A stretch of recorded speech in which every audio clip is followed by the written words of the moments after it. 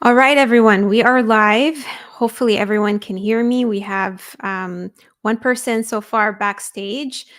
I just wanted to share with you all the purpose of these lives is to make career coaching accessible and allow people to jump on and ask questions.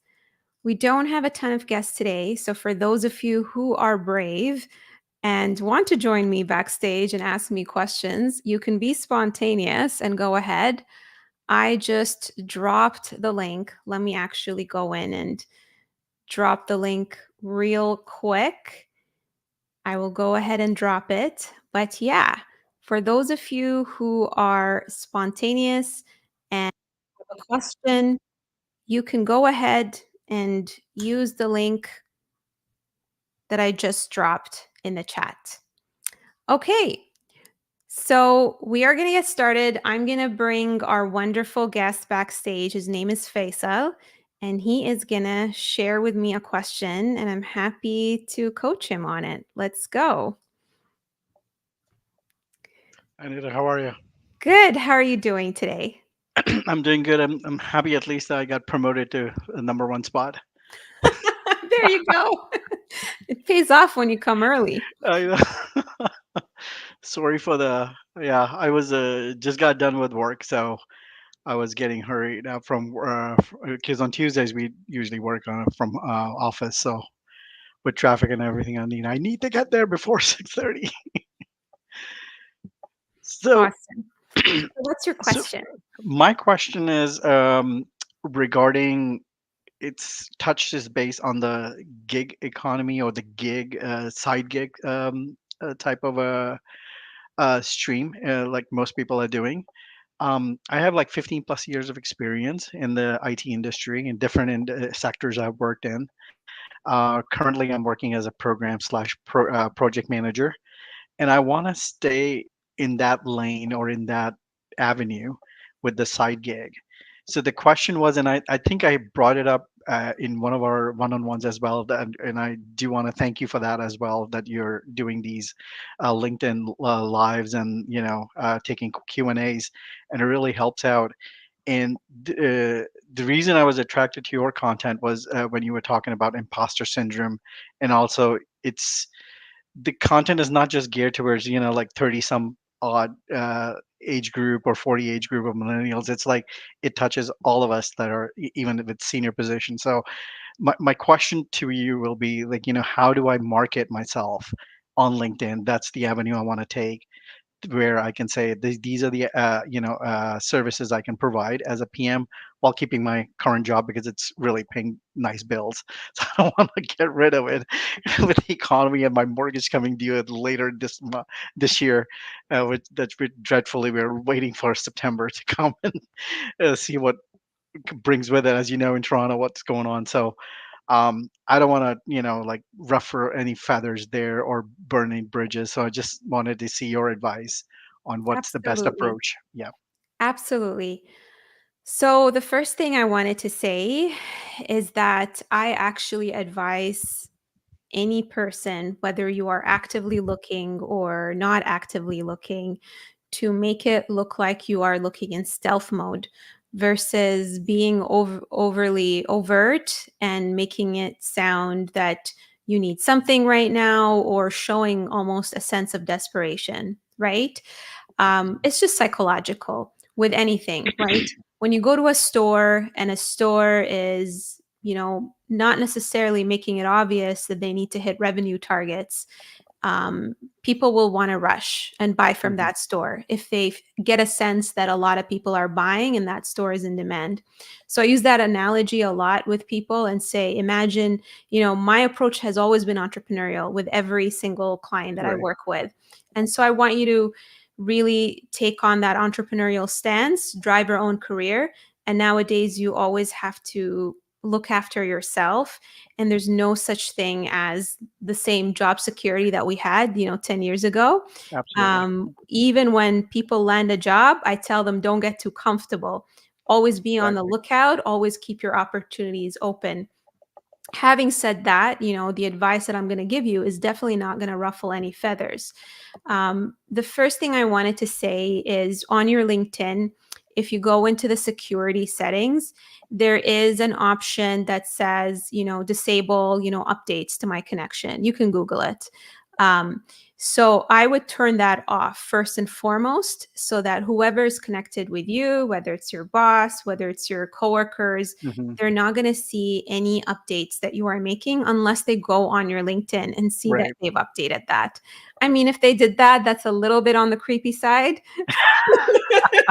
If your boss went in, I'm like, oh, what's Faisal up to? I mean, that's their problem, Right. seriously. Um, but apart from that, I would also, do what every executive in well-known organizations do, right? If you see every single executive there, they will still post content. They will still try to get traffic into their profile while representing their organization in some shape or form or showing pride in where they are. Correct. Yeah. So I'm actually going to pull up, your LinkedIn if you like, Sure. and we can take a look together. Okay. So do you want me to share my screen? Yeah. Would that be Sure. helpful? Yeah. Okay, That's fine. cool. Let's do it. Let's see. I'm going to share screen here. There we go. Okay. So first of all, um, there are two things that factor into LinkedIn. There's the chances of you being found by someone, and then there is the stickiness part, the chances of someone staying on your LinkedIn profile. So you mentioned that ideally what you would like is to definitely, stay where you are, but if there is an opportunity, you would take on project management gigs, right? Correct. Contracts, Yeah. gigs, advisory roles, whatever, right? Correct. Yeah. So, the first thing that factors into you being found by organizations for project management work is your heading. So I see here helping clients achieve their strategic project goals and objectives, project and program management. I want you to think from the psychology of a recruiter, right? Or someone, or an organization that's sourcing, a project manager as a contractor. What are they going to search on, right? Hmm. So you want to put the exact title that they would search on. So project manager versus project and program management. You can put program, if management as a separate thing as well, using the vertical line. I would actually put that first, and then what you Mm, help people with second. I see. Mainly because if the recruiter's searching and as part and yes, you'll get found most likely because you have the keywords, but they might not see the whole thing. It can get cut off, right? So at least they're going to see the project manager part in the search results, Got it. and Yeah. they'll click on you. The other thing that I wanted to say is the heading is not the only keyword sensitive part of your profile. There's the about section that's keyword sensitive. There's also the experience section. So this is fine. Project manager, program manager. I would, again, same thing, owner and principal consultant, vertical line, project manager, or even owner and principal consultant and ampersand project manager. Even the senior business analyst, if you think about it, you probably were playing the role of a project manager. Correct. Yes. Hmm. So I would simply put in senior business analyst, vertical line, project manager. The more you have the project manager word count, right, in your experiences, the higher chances you rank. Think of it almost like Google search engine, right? Mm, The pages that rank higher are the ones that have the keywords that people search on. So this is the same concept. I want you to literally ask yourself, regardless of title, if I played that role, I should put that in my title. And again, organizations do background checks, whether you are full-time or independent contractor. And I know this because I was an independent contractor before I completely pivoted into my business. And you have to meet their background check criteria at the same time, right? So, how you do that is you put the actual title first, vertical line, whatever role you're trying to align to second. Of course, it has to be believable. Like, if, like, I'm just gonna, put it out there. Like, I have sometimes people who come to me, they've never been in tech. Let's say they're a teacher and they're Right. trying to land a Scrum Master role and they put Scrum Master in their title after teacher. That's not really believable, right? Recruiter's not going to buy that. You weren't in a digital environment. You're forcing the title in there. But if you're in tech, you unofficially, played the role, then it's totally fine to put that, even if you didn't have the title. So um, the title keyword should be in the heading. It should be as much as possible in the experience section. And I would also make sure you have it here in the about section. So that's good. So that's how you can get found. The other thing I wanted to say is there is the stickiness, right? So Hmm. it's one thing to be found, it's another thing for the person to actually keep reading your profile. Okay. Especially if you're trying to market services, that's very, very important. Otherwise, you're going to get a high bounce rate.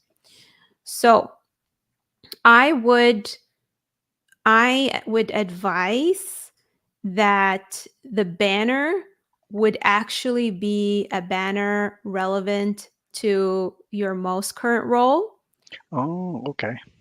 because that would actually even put you in that safe space where your boss is not going to feel like, "Oh, what's with the whole banner, promoting Hmm. these services," right? But the thing that people don't understand is when you show that you're somewhere representing an organization and doing good work, it really shows you're busy. It really shows that you're proud of where you are. And it actually makes it more likely that a recruiter is going to reach out to you. Or the other option I tell people is have a photo of you either interacting with the team or in a session, that kind of thing. So, I two options, either one with the company branding that showcases maybe a project that you're working on, have the company logo on the right hand corner, or a photo of you in action. Those are your two options for the banner. Okay. All right. So, the second thing that people tend to neglect as well is the featured section. So, this is almost like, I want you to think of it like the front of your store, right? If you go into my profile section as someone who is a service provider, you will see what are the different calls to action that I want someone to take when they look at my profile. I want them to read my story. I want them to book a call with me. And I want them to see a sample of one of my lives, right? Correct. Yeah. So if I go on your profile, what is the call to action that you would want someone to take when they visit your profile? First will be the services that I'm providing or that I want to provide or that I'm available for what they're looking for if there's a consulting service and stuff like that. So yeah, I understand what you're saying that the content has to be providing that I either have a post or some sort of an article there for call for action. Exactly. So I would have maybe, let's say, if you really want to show your thought leadership, there are several ways to do it. I've seen a lot of, thought leaders out there who have newsletters. Maybe you Hmm. want to have a newsletter that shows your project management, experiences where you tell stories about, without necessarily mentioning names of clients. Of course, you have to respect confidentiality, Right. but just stories and scenarios of things that you had to deal with.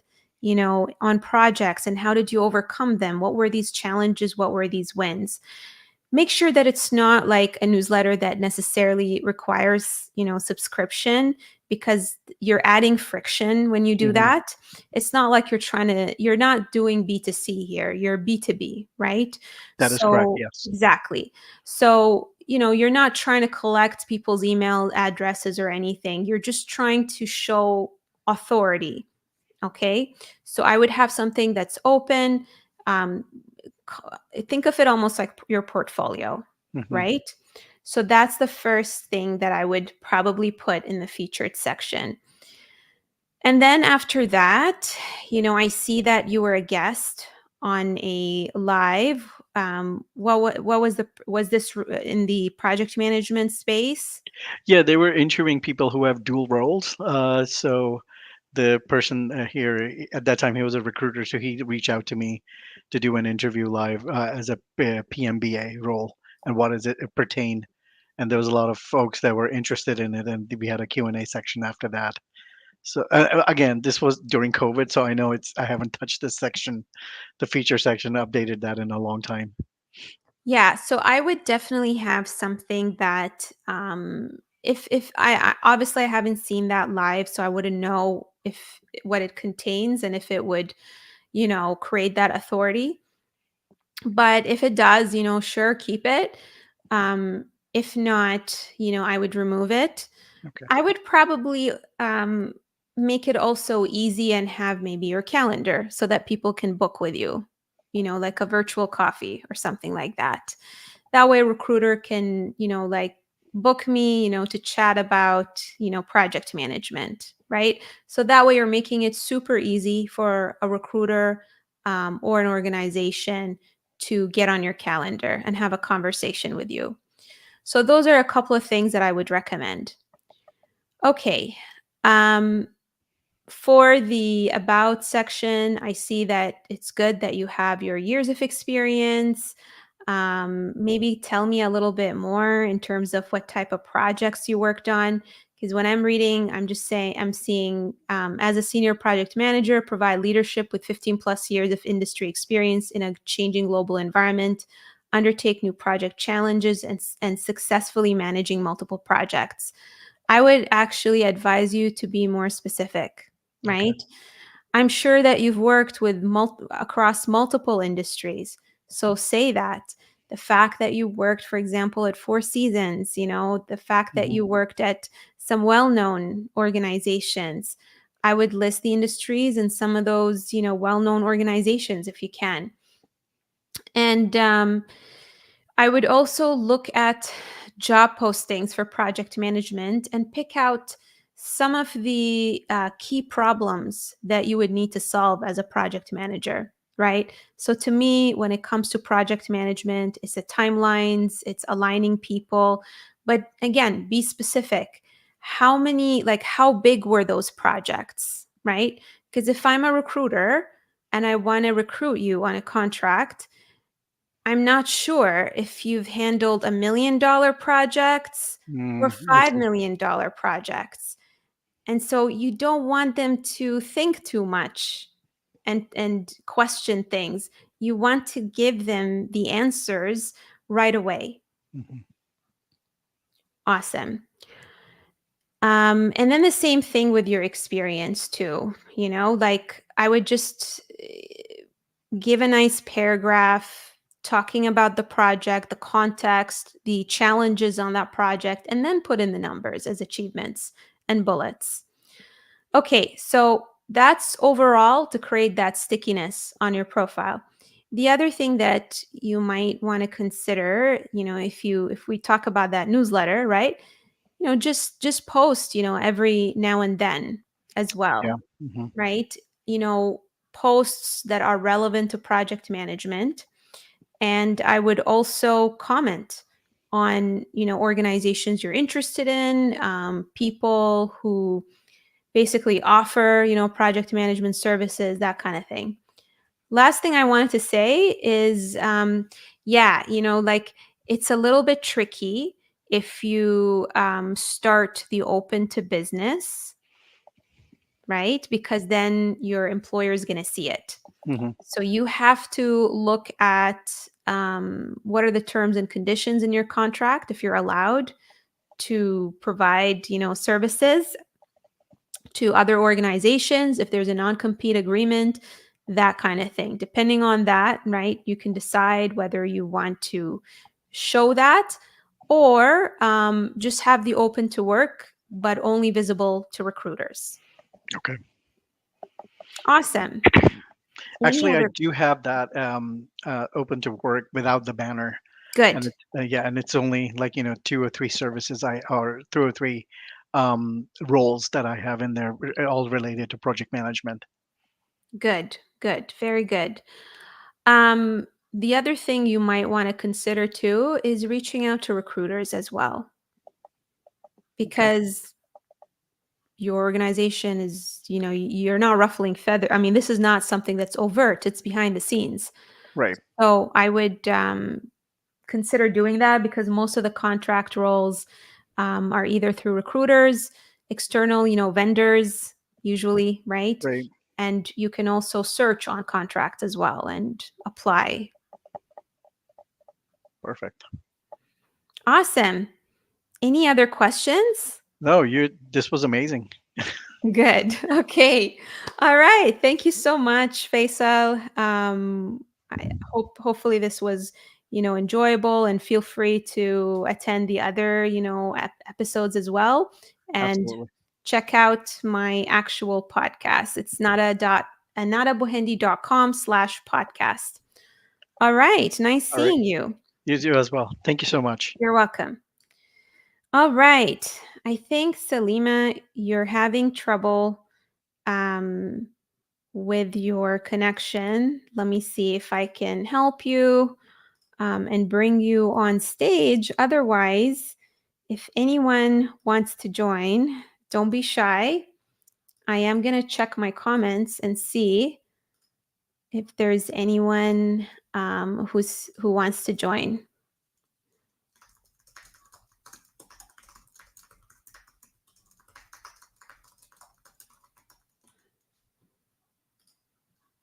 Okay.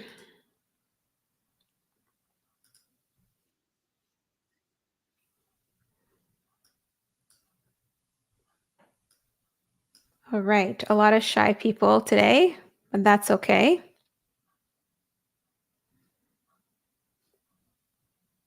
All right. Type yes if you want to come backstage. It's not that scary. And ask me a question. I see that Salima is backstage, so I'm going to bring you on. And folks, if you don't feel comfortable turning on your camera, that's totally fine, and you can use a fake name. I don't care. Okay, Salima, you are on mute. Now you're unmuted. Yeah, can you hear me? Yes, I can. So nice to Awesome. see you. I was worried that you were not going to be able to connect your device, but I see you figured it Yeah, out. yeah. Yes. Thank you so much for this opportunity. Absolutely. So, yeah, just wanted to basically touch base and kind of introduce myself and get some advice on like the career transition that I want to make. Not really a career transition, but just a role transition that I'm looking for.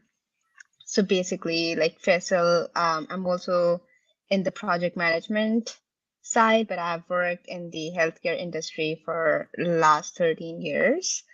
And within that, I have been working as a project manager in different capacities since last 7 years, taking on different projects in different geographical um, areas as well. So building on an understanding and different perspectives of very diverse stakeholders.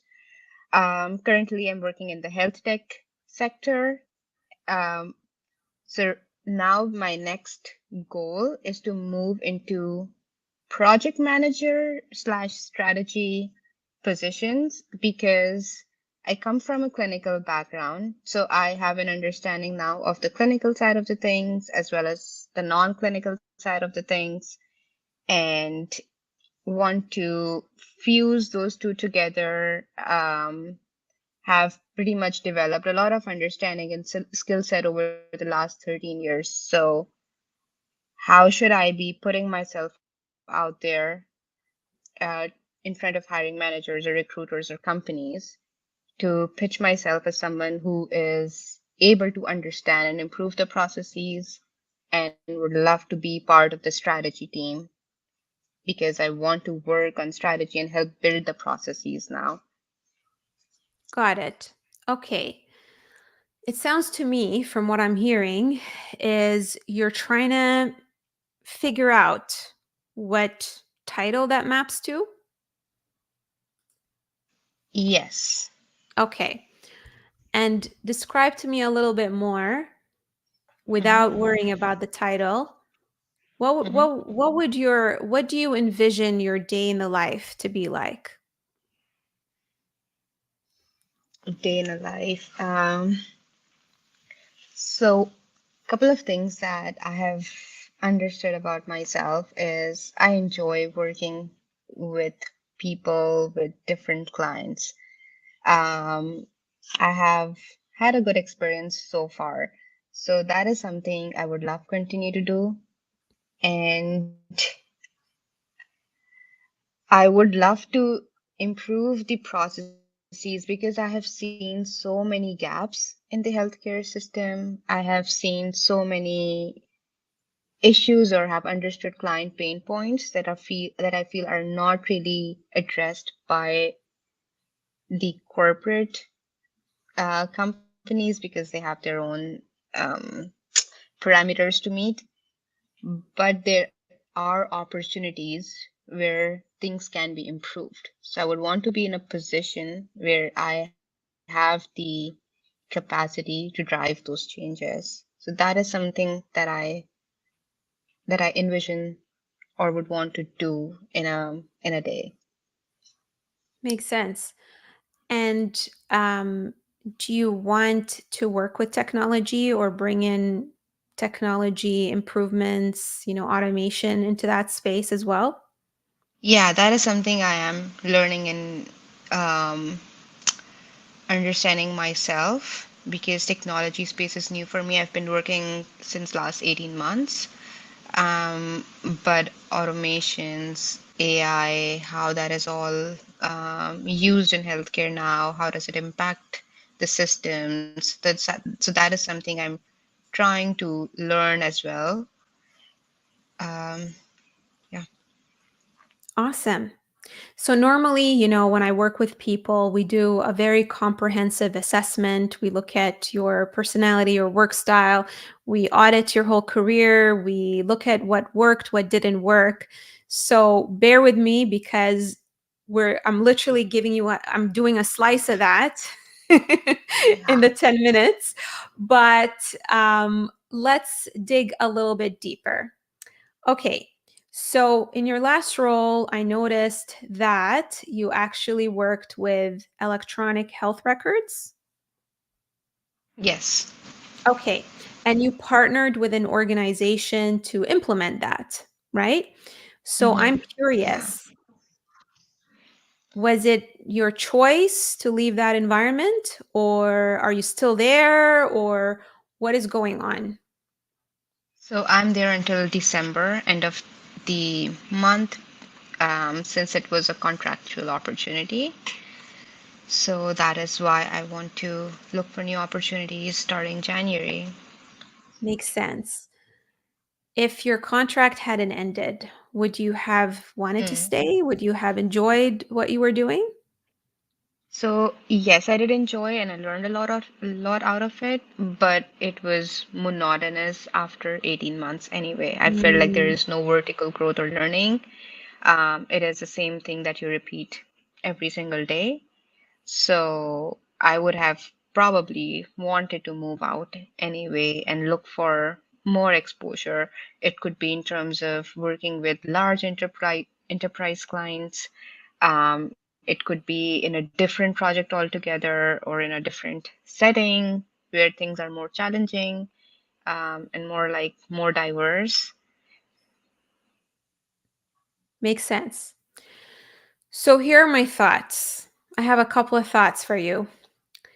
I feel that what's missing for you, as you mentioned, is the variety, right? You get bored. It Yeah. sounds to me like long projects bore you to death. There is a learning curve, but then as soon as you hit that learning curve and get settled into the project, it's just boring for you at the Yeah. end of the day. Yeah. Okay. The second thing that I wanted to understand is, do you want to be part of, so I'm sure that with these projects there was a discovery, there was a learning of, what the goal is, and then there was an implementation aspect, especially if we're dealing with software and implementing it. Yeah. Do you want to be part of that implementation, or are you more interested in, I want to understand what their goals are, maybe come up with a roadmap, and then I'm out?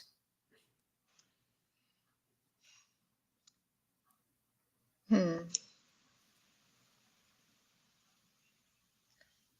I don't know. Honestly, I don't know how to answer that. It can be implementation if it's, as I said, like with a larger client with a very Mhm. different kind of implementation. Yeah, why not? Also in terms of like, yeah, doing the discovery with the client, getting a roadmap and understanding that also seems like something I would enjoy doing. So like, I don't really have one answer to No, say that makes here. sense. At what point did it get boring for you? I mean, monotonous, let's say, and too Hmm. easy on the project that you were on last? Yeah, after a year, I would say. And what were Like, those activities? so it just felt like it's the same product that we are implementing, same Hmm. kind of like a checklist that we had to follow. So that's why it became monotonous. Yeah, every client is different, and the challenges of every client are different, but still the architecture of implementing is same. So Got it. once you understand the processes and what goes behind, it was really the same thing. Okay, so here are my thoughts.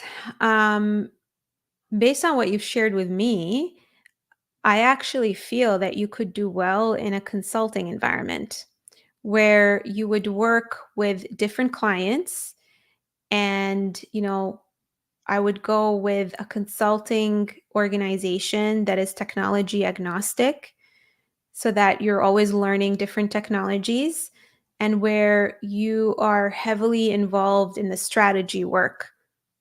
Mm, Okay. yeah. So a lot of the big consulting companies like Deloitte or Accenture, those types of companies, they usually have some kind of center of excellence where I'm sure they have a practice that's related to health, where they would roll Hmm. out, health programs, and put in systems, right, that would help health organizations basically improve, their Yeah. system. Because the thing is, um, if you get a job in house in a health organization, they don't have the capacity or the capability, right, to actually develop things in house. It's usually that they Yeah. would hire a large, consulting company if you're excited about that strategy work. Yes. So I don't know, like I'm sure, you'll get to try, if you were to join those organizations. But in my mind, I feel like, yeah, maybe for the short term, you'd enjoy overseeing like an implementation team. But I don't know if you want to be with them in the day to day, nitty gritty stuff. I feel like where you get excited is looking at those business processes and talking to the different stakeholders, really understanding those pain points. We all know that health organizations work in silos, trying to get Yeah. them to align, all of that stuff that energizes you. So those are my thoughts, looking into consulting. Hmm. Hmm. And what are some of the skills, or what would you say the best ways to would be to pitch for those roles? Because sometimes they want background in consulting or some kind of degree in MBA or BA, and don't really have like a consultant tag in my, in my experience. So, what are the ways to pitch yourself? That's a great question. Well, first of all, you don't necessarily need an MBA. I worked for multiple consulting companies and I didn't have an MBA. That's a common myth. It depends from one person to another, right? But I did not need it. And I've worked with a lot of people who didn't have an MBA. I worked with people who didn't even have a degree and were consultants. But what you need to demonstrate is your ability to facilitate sessions, your ability to interact with people, your ability to provide recommendations, your ability to create a narrative that tells a story, that shows a deep understanding of what the problems are and provide recommendations. So tell me, when you were working, in these organizations that are on your LinkedIn, were you in that position where you're facilitating, sessions and Yeah, gathering requirements? a lot, almost at every role. Yeah. There you go. So you just need to emphasize that, and you need to emphasize that customer facing aspect, Mm. and that Okay. should definitely make it obvious. You don't need the title to be able to do those things. Okay. And the last organization, you actually partnered with kind of like a consulting, firm in a way. And so saying that you collaborated with them, right, shows that you were acting as a consultant and an advisor. Yeah. So I wouldn't let that Okay. imposter syndrome get the best out of you. Yeah. Yeah. I think that's a problem. One of my clients was a physician, a doctor in Nigeria, and she wanted to pivot into product management. And it was the same thing. She said to me, "Oh, I don't have the title and this and that. And I don't have, like the business degree or whatever. I don't have, a product certification. I need to." And I remember she even removed all of her medical experience. But the thing is, what a lot of you don't understand, it's all in the way that you tell that story. And that is something that I definitely help people with in my storytelling boot camp. I would, first of all, you need to understand what your differentiator is. Think about it. How many people were working inside the healthcare system, right? And get to actually now be part of building these systems and improving these systems. You're getting imposter syndrome, but you don't understand that that's your differentiator Mm. because you understand the health system inside and out. I mean, I see that you were a registered nurse at some point. Yep. That's insane. So you were a stakeholder. You can empathize with the stakeholders that you're going to be helping. And so building upon that story, right, in your resume and your LinkedIn, and showing that unique combination of your tech exposure, um, a history of basically coming up with strategies and bringing in process improvements and exposure to some of the health technologies such as the electronic health records, marrying that with you being a health practitioner. I mean, you're a unicorn.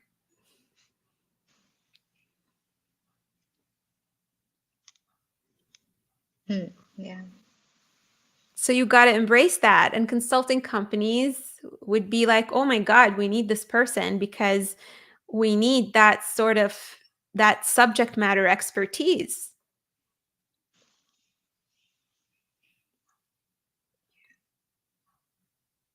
So that would definitely make you an asset in those organizations. But it's all in the way you present yourself. It really is.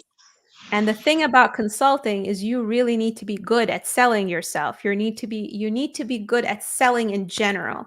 I know right now you're probably, better at selling recommendations to clients than selling yourself, but you got to be good at both. You got to be good at both because consulting can at times feel like a cutthroat environment where you're going to be competing against people for projects even. Yeah. So you got to work on that ability of selling yourself if you want to survive in that type of environment. Yeah. Make sense? Yep, for sure. Anything else that you want to ask me? No, I think this was super helpful. Amazing. You're very welcome. All right, everyone. I'm just going to double check and see if there are any brave souls who want to join at the last minute. But if not, totally okay. For those of you who want to be my next guest, definitely send me a DM. My assistant is helping me manage all of the guests and assign them dates. Sometimes we even have repeat guests. Hope that this is helpful. Definitely share this initiative with as many people as you think would, benefit from this. If this grows, then we can definitely make it sustainable. And for those of you who are curious, you can actually check out the rest of the podcast episodes at, I'm going to type it, nadabohendi.com podcast. All right, friends, hope you have a wonderful evening. And I will see you on Monday at 12 p.m. Eastern next week. And again, Tuesday at 7 p.m. Eastern. Have a great night, everyone. And thank you for those of you who came on stage and shared with us your questions so that everyone learns.